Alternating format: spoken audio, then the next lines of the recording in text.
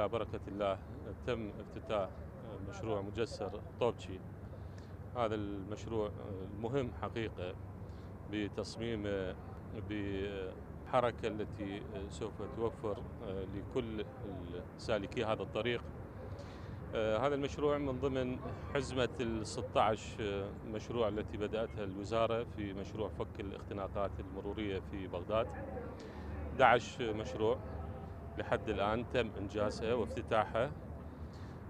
نثمن دور الجميع بدءا من وزارة الإسكان والإعمار بكل ملاكاتها بمتابعة السيد الوزير، وأيضا الجهات الساندة، أمانة بغداد، فريق المتابعة، السادة الضباط، والحكومة المحلية لمحافظة بغداد.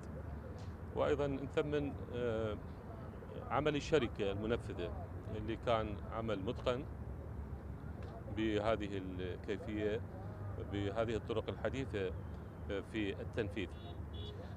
طبعا مشاريعنا الخدمية تمثل أولوية بالنسبة لعمل الحكومة في بغداد والمحافظات.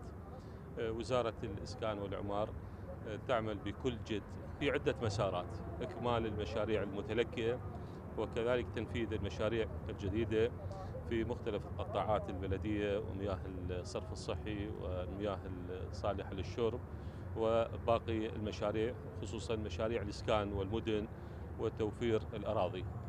هذه الحزمة التي نعتقد أنها أولوية بالنسبة للمواطنين في الناحية الخدمية.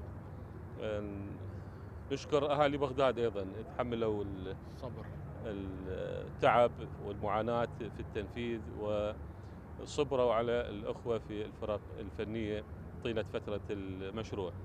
احنا يهمنا أكيد التنفيذ بسرعة، لكن بالتأكيد التنفيذ نريده وفق المواصفة. أهم شيء المواصفة في تنفيذ المشاريع. بارك الله بالجميع وشكرا لكل الجهود.